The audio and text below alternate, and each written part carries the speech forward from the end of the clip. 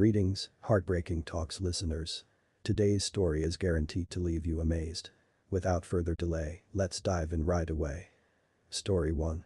My wife cheated on me with her twin brother and then they tried to kill me. Yeah, it's exactly that, and I honestly don't know what to do. I, 65 male, drink to get away from it all anyway because I've been in a war and I have severe PTSD and I really didn't know how else to cope. The problem is, my ex-wife, 50 female, and I never actually got along, and our bond with each other soon turned to just bonding over how much we grew to hate each other. So after my time in the war, I didn't have a loving, caring wife to talk to or even be there for me, so I drank all my pain away. My ex, let's call her Wanda, had always been close to her twin, which I obviously thought was normal because it was the usual hugging and occasional kiss on the cheek or holding hands, which I didn't think anything of because I didn't have a twin, so how was I supposed to know what that bond is like? And after the war, I was so consumed in forgetting it all, I couldn't have cared less about anything going on. But this all took a dark turn 6 months ago when we went to my son's engagement party. Wanda and her twin brother were missing the whole time, and although I was much more consumed with the drinks and the family friends, I still felt weird because it was her own son's engagement. I thought she might care more, considering how much she pampers him and treats him like a baby. Anyway, my son's fiance's little brother looked really mortified after coming back from the bathroom, and she obviously asked him what the matter was. He was just so petrified, I thought he might have seen a spider or something, but no, he screamed that he saw two naked grown-ups jumping on each other, and he thought that they were hurting each other because the lady looked like she was crying. Now obviously, this sparked a bit of a stir, and everyone wanted to find out who it was, so did I was that oblivious. Anyway, it turned out to be none other than my wife and her twin brother. Just going at it at our son's engagement party. I felt sick, embarrassed, betrayed, and just sick. I wish she would have cheated on me with my son's fencing instructor instead of her own twin, because this is just messed up on so many levels and I'm already dealing with my PTSD. I don't need this level of fucked up right now. When I asked her in shock, why, just why? She responded almost as if she was trying to reason with me, as if she could make me understand this heightened madness. We have a special bond. I dropped my glass and stormed out of there. I didn't know what else to do, but I just couldn't be around her or him. I got into my car to head home, and then she got in the car behind me, and so did her twin, and then they rammed it into mine. As if my day wasn't already shitty enough. To make matters worse, I have brown hair and brown eyes, while all my kids have blonde hair and blue, just like their mother, and, you guessed it, her brother. So now I don't even know if my son was ever really my own, and I have never felt so alone.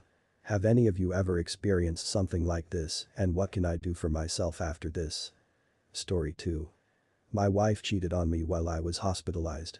I was originally going to post this on a throwaway, but whatever. I've been with this woman for over 15 years. We've been married for 2+. We have 2 kids, 1 teenager and 1 toddler. In April 22, I went to the ER, which eventually led to me being hospitalized for a rare form of blood cancer. I was hospitalized for 3 weeks. Those 3 weeks sucked being away from my 2 kids and my wife. It was especially hard on her since I took care of mostly everything around the house, and now she was being forced to be a single parent while I was being treated. On the day of my discharge, my wife admitted to me that she had been talking to her ex-fiancé for support. She claimed I stopped talking to her, and he's the only one she can easily open up to. If this was as far as it went, I would have been fine with it. For some history, we had some fight 6 or 7 years ago, where for a few weeks, we took a break. This was prior to marriage. She told me she was leaving to go see him. For those few weeks, I didn't really care. I was kind of done. So to my surprise, a few weeks later, we had the talk and she asked what I wanted. I told her that I figured we were over and that's what she wanted. Turns out that she decided to stop seeing him and said that we need to work on our relationship. This felt like a complete 180 from what I was expecting. So when she didn't expect it, I snooped. This is the man of her dreams, her soulmate, whatever you want to call it. Even at this point where I am now, these two are made for each other. So, why did she suddenly want to fix our relationship? Through my snooping, I found out that they were having sex on a regular basis in parking lots. I also read that she would choose him over me any day of the week without question. I only found out within the last few months that she stopped seeing him because he was getting married. I naively thought things would get better, so I stayed. At the time, I had my son to worry about too. After I was released from the hospital, I just couldn't shake the feeling that something wasn't right. During the night, I snooped again. I didn't trust her this time, especially when it involved him. It started off innocently enough, with her talking about my condition and how hard life was for her doing single-parent duties while I was in the hospital. Then, it escalated into her confessing how much she missed him and their relationship, and he reciprocating with all the things he missed about her. She even sent him nudes and talked about how much they missed their sex life. After reading for a while, I couldn't take it anymore. But the thing that hurt the most was reading that she didn't even miss me, just the fact that I wasn't around to help in the house. This broke me. For the next few nights, I made excuses to not sleep in the same bed as her. I told her that I was too used to sleeping alone or the rigidity of the hospital bed. After the first week home, she asked if she could go see him. She reassured me that it was all friendly. To not look like a possessive husband, I agreed. However, she could tell that I was growing resentful. So the next night, after some arguing, I finally told her that I knew she was cheating. Of course, she denied any wrongdoing until I told her that I knew she was sending him nudes. Now, almost a year since my diagnosis, she leaves every other night after our youngest is asleep to see this man, who is going through a divorce now. Meanwhile, I stay home and spend time with my eldest son and play games. I don't love her anymore, but I care about her well-being. She has a chronic illness where, if she doesn't get her meds, she'll die. So I can't just get rid of her. The truth is, I know I've just been a doormat for the last year. But I know that going through a divorce is going to be difficult in the court system. I seriously don't know what to do. I have no one to talk to, as she essentially didn't let me have many friends in the years we've been together because it was always what about me while you're out. There are definitely gaps I didn't fill in here, and I apologize for that. Edit. Since it's come up a lot now, yes, I've lawyered up. I have a consultation on Monday. I'm taking the day off but still pretending to go to work that morning. I've put it off for too long. I hope my slack doesn't cost me too much. Story 3. My friend's wife cheated on him, treats him like garbage, but she hates me, so I can't be present in his life and support him. We're no contact now, and I'm so worried. I could get into a huge, sweeping explanation of this, but at the end of the day, the biggest issue is the title. My friend's wife does not like me for reasons I truly do not understand. She's absolutely gorgeous and fit, and I'm the human equivalent of a scarf, so it's not jealousy, but she makes his life difficult when we talk. As a result, the last time they had problems, he went no contact with me. He came back into contact with me recently with problems abundant. Not only had she cheated on him, but he was worried she was using him for the lifestyle he could afford her, and she was being flagrant in her disregard for his feelings, as she found them unattractive. I did the best I could to support him, just to find, 2 days later, after he confronted her, that she said the only reason she was upset with him was because he was in contact with me again. He had noted she cheated a few months ago and started getting distant 2 weeks ago, but her defense was that she was mad he started talking to me 2 days prior. So a few months ago, she cheated on him, 2 weeks ago she started getting distant, and all of that is because he got in contact with me 2 days prior. Got it? Make the math make sense. I'm so worried about him. He's a good person and he is so worthy of love, and it sucks that I am not able to be a person of support in his life for fear of causing any additional strife or frustration in his relationship.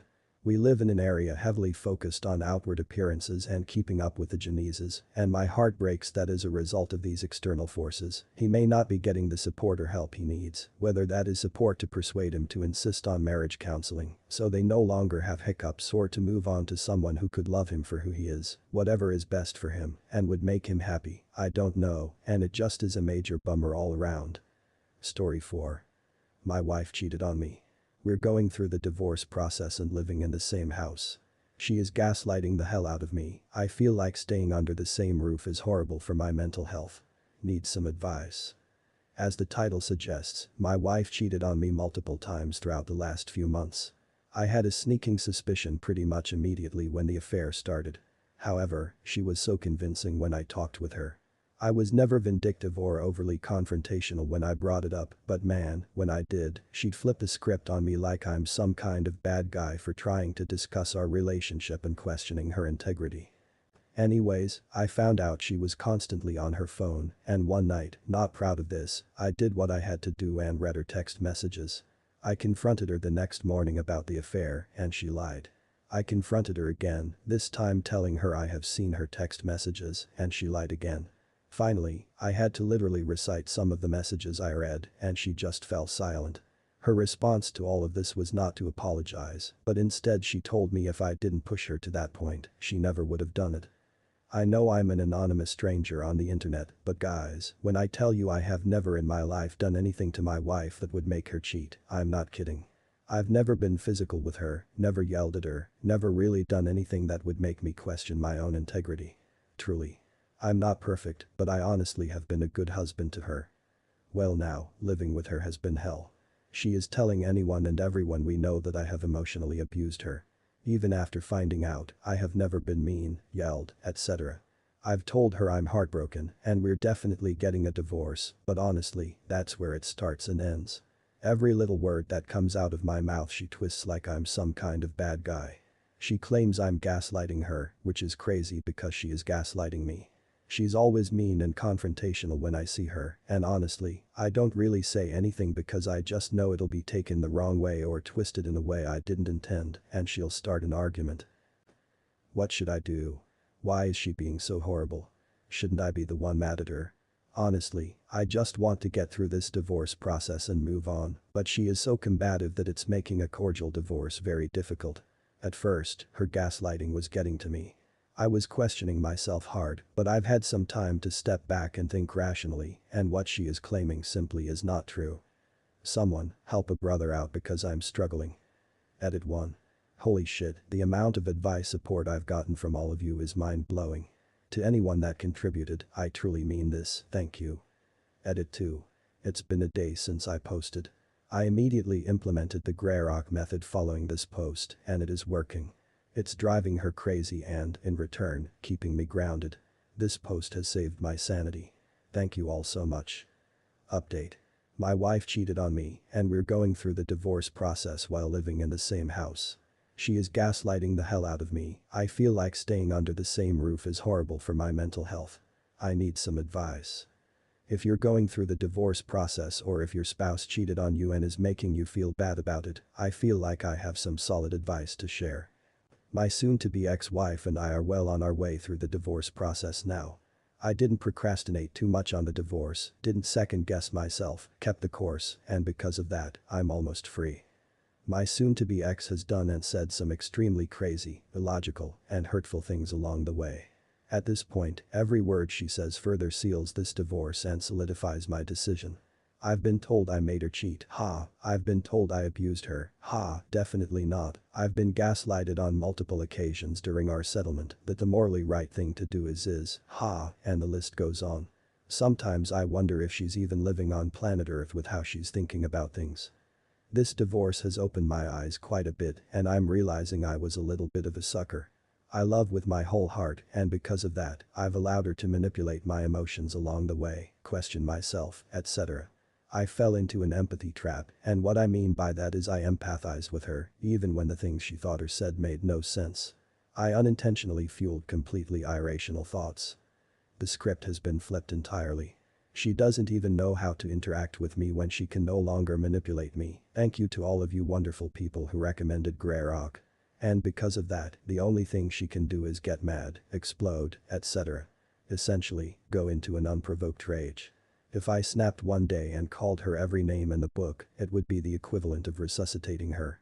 It would give her relief, not make her feel worse, which is twisted in every way, but I know it's the truth. Anyway, I haven't given her an inch. Not a single inch. I'm not mean, aggressive, or vindictive. I've never been any of those things. I'm confident, grounded, and thinking rationally and logically. I'm not letting my heart take the wheel, slip up or lose my cool, and I'm not letting her manipulate me any further. She's still in her cheater's fog and she still feels justified for her decisions. I haven't received an apology from her and I doubt I ever will. Her family has apologized profusely, which is appreciated, but it doesn't necessarily cover up the hurt I experienced. I will admit that in this moment, the hurt I see in her family far outweighs the hurt I feel for losing my wife. They're good people, and it is unfortunate that the apple fell far, far from the tree. In a few short weeks, I'll be a free man. I'm not sure when the fog will lift for her, but I do have sympathy for her to a certain extent. There will be a day when reality and real life catch up with her. I don't know if that's a few months, a year, or half a lifetime, but it'll come. There will be a day when she is sitting in her apartment or home, alone, and the burning fling she had will begin to die out. I empathize with her because the pain she will feel in that moment will be exactly what I felt. I was absolutely crushed, physically sick to my stomach, and an emotional mess. Truly, I was a phenomenal husband. It has always been my personality to be a chipper smiling face for her, jovial, and a rock-solid shoulder to lean on. Reliable, loyal, and loving would all be understatements, and she will grow to recognize that she hit the jackpot on her first go-around and nuke the marriage to pieces with what she'll one day recall as the biggest mistake of her life. A fling, an exciting affair, etc., can never replace a lifetime partner who understands and willingly accepts genuine commitment. She will one day learn and understand that. I've put in my time, experienced the hurt, reflected on myself, our marriage, and what led us to this point. I sought professional counsel to make sure I was giving myself the opportunity to decompress my thoughts and emotions. I've read literature and critically analyzed myself and my behavior to try and pinpoint exactly what led her to do what she did. The fact is, nothing I did led her to cheat. Nothing. I wasn't perfect, nobody is, but I loved her, I would work and make sacrifices for her, and the fact of the matter is that it wasn't a two-way street. The lies, the manipulation, all of the wild things she says she truly may believe, but they're not coming from a place of rationality. She gave up on a marriage that I was putting 100% effort into and had an affair on someone who would have gone to the moon and back for her.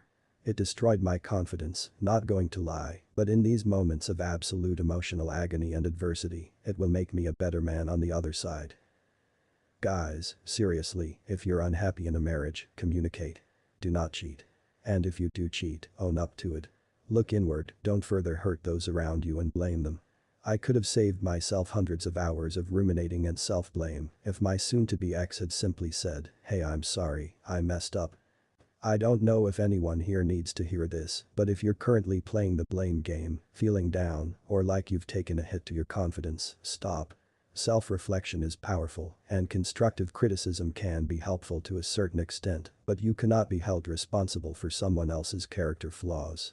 If things are not working out despite counseling and all other attempts to fix them, divorce is the appropriate next step, not a secret affair. I leave you with this. My soon-to-be ex looked me directly in the eye and confidently said, "I'm not the type of person to have an affair. That's not who I am." You led me to that point.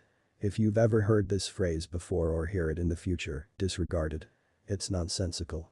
It's like wanting to rob a bank and then telling the police you're not the type of person to rob a bank and that the government made you do it. As a rational adult, we must take responsibility for our actions. If you are still here, you are the one I'm doing content for. Subscribe my channel and drop a like to support me. Ciao.